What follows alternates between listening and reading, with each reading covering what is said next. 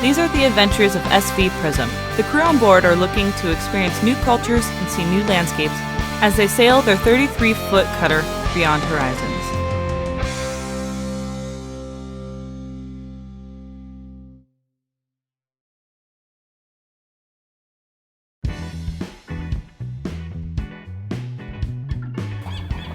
Man, how about we start with rum and tequila? That's all you really need, right? Let's go home. So John and I sold our car and we are planning on leaving in about 2 weeks. So we ran around all day today getting the necessities of life. And as you can tell, I'm still unloading the liquor. We all know how important that is.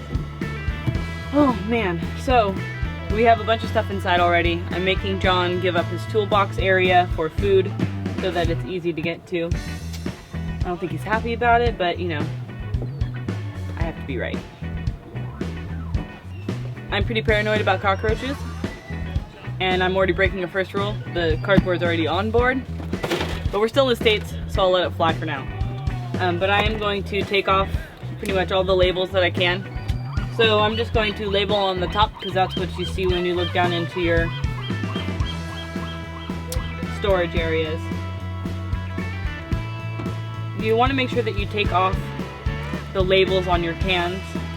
Cockroaches like to lay their eggs in the sticky part, the glue, which is right here. And if anyone's like me, I mean, I will swim with great white sharks happily with chum-infested waters. But I see a cockroach and I will scream like a little girl. You don't really have much storage on a boat for your trash, so when you're unloading and you're provisioning, you want to try to get rid of as much as you can so that you're not storing it and you're not stinking up your boat during your trip. John and I we found out that on our passages, we tend to not eat big meals. We pretty much snack throughout the day, so a can of soup for lunch, nuts during the evening, another kind of soup for dinner, and breakfast is most of the time just oatmeal or, you know, a piece of toast. So it's pretty simple. We actually didn't buy any bread because we try not to eat bread, but it's so good, it's so hard not to eat it. The way I'm going to set up downstairs is on our settee we have two very large storage spaces. One John was using for tools, and I told him he couldn't do that anymore because we have these wonderful wood pieces that our previous owners had made that will split up into sections, that wonderful storage space for food.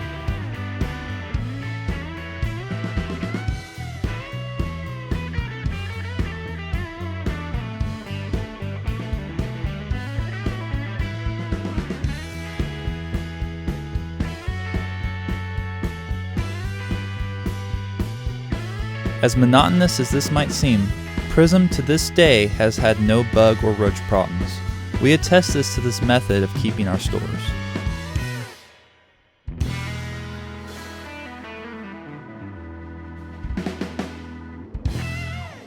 So we're here in Prism inside, and you can see that she's kind of a mess right now. I've been taking apart all of the inside of the dinette and the settee over there to make room for Shannon's storage. This is the first time we've really opened up Prism to be able to pack away a lot of food. Well, it's going to kind of go in a line. So we're going to go from refrigeration, which will be our perishables, to the pantry, which is going to be like vegetables and things that need to stay in a dark space, but we have to get to pretty easily. Going over to the other side, which is going to be you know, your canned foods and your deep storage, your deep pantry. So that's where we stand right now. Shannon's gonna start up down here. I'm still trying to find a place to store all my camera gear. And we're just trying to kind of piece it all together. Right now the dock is an absolute nightmare, and we have a ton of stuff still to fit on the boat, but just by looking at all the storage we have right now, it doesn't bother me at all. All the storage underneath our bed underneath the Pullman's still totally empty, and there's nothing in the lazarette as well. So we got a ton of room still to pack away. So we just finished packing all of the food. It's in, I'm just going to move the cracker so you can get a better view. I have it categorized into somewhat organized areas. There's condiments in here where there's extra ketchups and mayos and salad dressings, creamers, capers, you know, all the fancy stuff. And here is a bunch of pastas and, what is this called again? Pancakes mix, there it is. And then this is all soups and like raviolis and chunky soup. These are beans and meat, like spam and chicken and tuna. And then summer sausage is out, but that's just because it sits there. Saltine crackers. And then over here we've just got some baking goods, you know, like cookies. I've got some soy milk down there and some white grapefruit juice. And here, this is all diced tomatoes and pasta sauces. Because I have a feeling we're going to be eating a lot of pastas. That's olives, I think. All of that. Oh, and olives, you're right, and olives. We love olives. We love olives. And then it goes into fruits and vegetables, and then rices, couscous, quinoa, all that fun stuff over there. So, I don't know, we'll see if the system works. If not, I'm sure we'll do it again. Everything fits. Haha! Yay! On to the next project. My project is to get all of this, I mean all of it,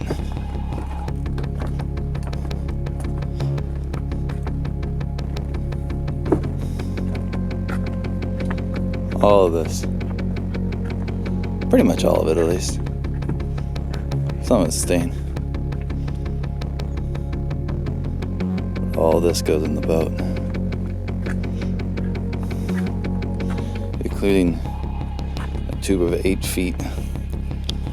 foot pieces of steel for our radar arch whenever we get around to getting that. We have our argon tank down there that needs to be packed. There's a decent amount staying. I mean, obviously the old Kronz iron doesn't have to go.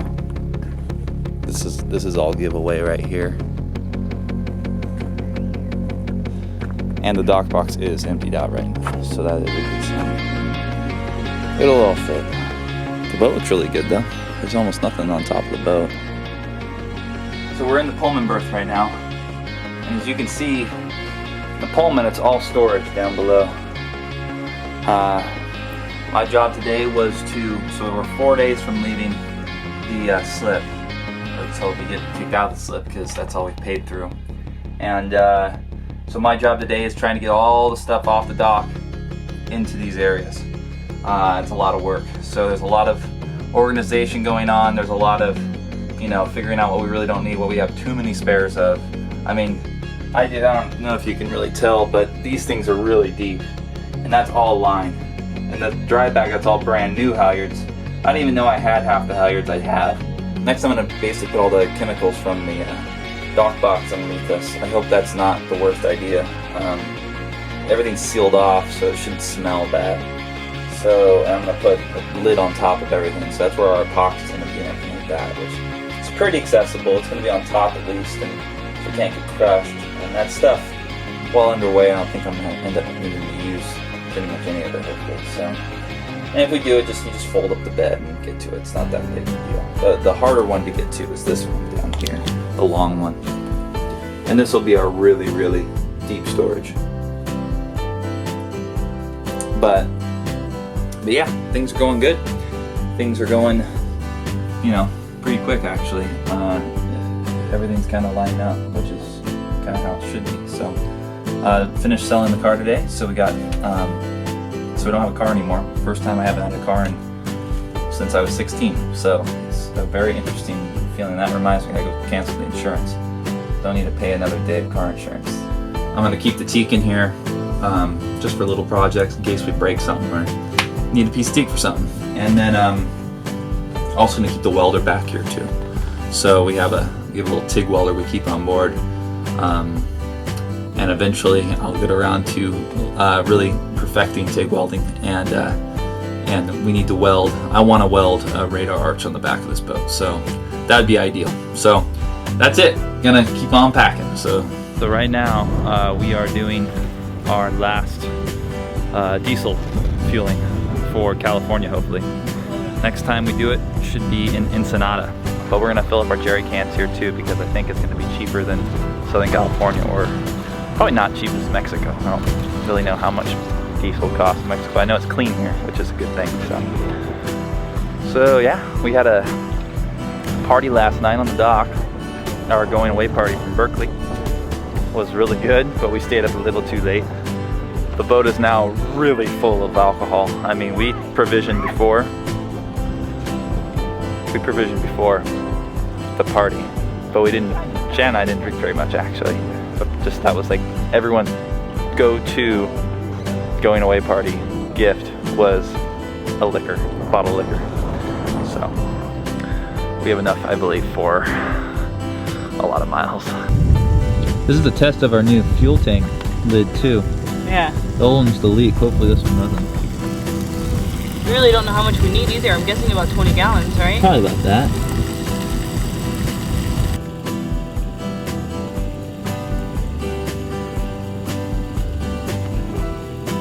There's a little vent down there on the underside. I don't know if you can see it, but it's right about there.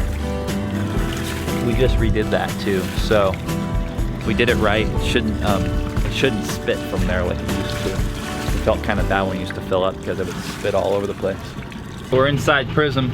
We were refilling the diesel, and it used to leak when it was full, and it was leaking again. We thought we fixed this, so I've had to run down, and of course, the only open end I seem to be missing out of my entire set is the one I need. So I tore the whole damn boat apart looking for it, or looking for some other replacement of some sort, and there was none. I need to fix this. This sucks. So our nice smelling boat now smells like diesel. It's pretty disappointing. I can't seem to stop the leak on this flange. I'm not sure if there's a crack in the fiberglass, or maybe our seal wasn't good enough. All the bolts in the flange seem tight, really tight, but it just keeps like just oozing. Yeah, it's really disappointing. We worked pretty hard at trying to get that right, and it was a lot of work to do what we did. The fact that it still leaks when full sucks. And then of course you're not only trying not to pollute, but you're also losing money at the same time. You know, it's $5 a gallon, you know, probably, you know, it'll probably leak a gallon if not more. So it's, you know, it's not a whole lot of money, but it adds up pretty quickly when you're on a budget. So I don't know what else to do. Try tightening them all up one more time and just tighten the hell out of them. But I don't break anything and make it worse, so can't get much worse than this. So we have officially left Berkeley. 5 years in the making. It's blowing a good 15 knots out here, probably gusts up to 18, 19. Double reef, but you know, beautiful. It's still t-shirt weather. So we're running the, like I said, double reef in the main with full Yankee and full staysail. So kind of heavy on the head sails, but the boat likes to be, it likes the head sail. That's all the horsepower it feels like. So we're rocking along, nice and comfy. Hopefully we're gonna get to Horseshoe Cove tonight. That's our potential jump off point for going down to Capitola tomorrow. So very excited. Got pretty much everything done on the boat, but everything that needs to be done on these for now. So yeah, we're just rocking and rolling. Good shop out here today, but the ebb should start up pretty soon here and kind of suck us towards the gate, so that should be good.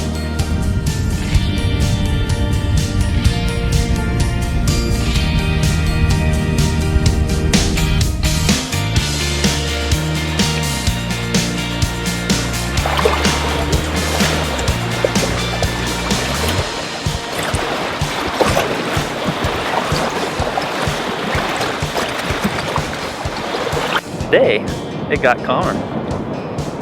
Just we shook out the other reef, so we're full main now, full sail. It's beautiful over here. Oh, getting a little chilly, getting a little late. It's a little humid tonight. marine layers a little closer to us. But man, it is absolutely gorgeous out here.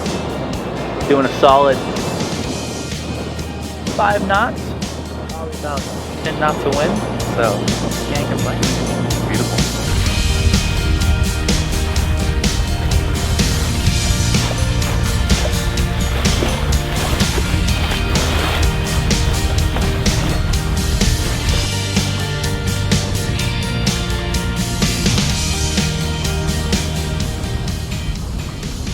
This is Tiburon right in front of us. The place where all yachters would love to keep their boats. You have to be a millionaire though. And we're about to lose the sun.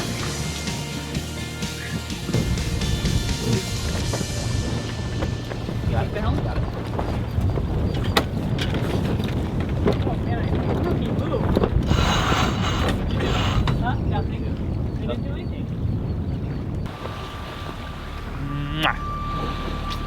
The cruising life for us, yar. Yar. I read a quote recently and says, always be yourself. Unless you can be a pirate, then be a pirate. Just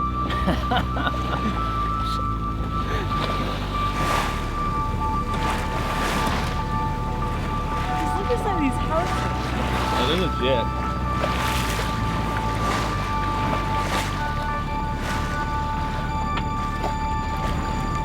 Look at the art museum, it's all lit up right now. Oh, I know.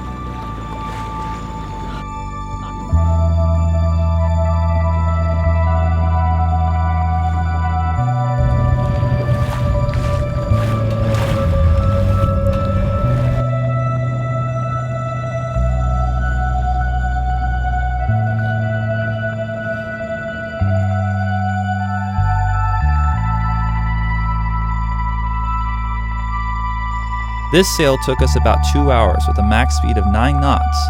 We pulled into Horseshoe Cove and dropped the hook. Horseshoe Cove is a great jump-off point for anyone looking to leave the bay north or south.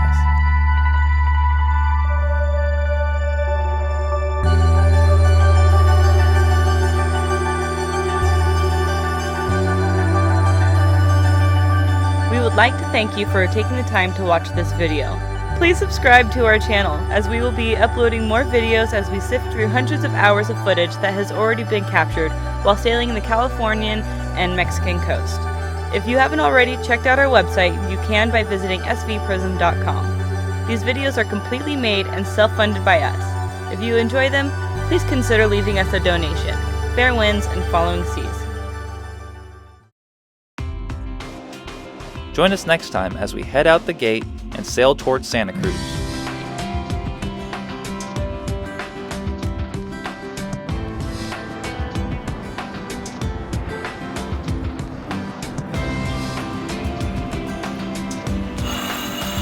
Oh, dolphins! Oh, good. En route, the sail goes from lackadaisical There's a lot of traffic always, and they're big. I can kill you traffic too.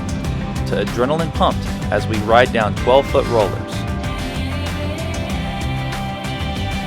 Trying not to take these giant ass swells on our broadside. You look very salty. You're like Yeah. that iconic, like,